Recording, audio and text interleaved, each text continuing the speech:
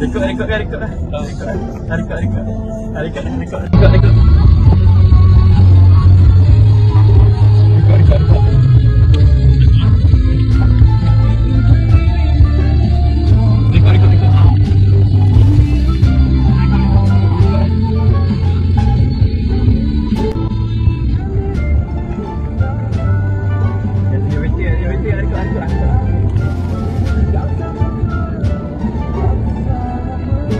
Ni kalau kereta macam ni, kalau jumpa atas highway jangan cucuk.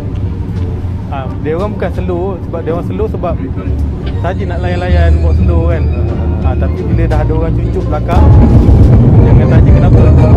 Ni boleh jalan laju kan.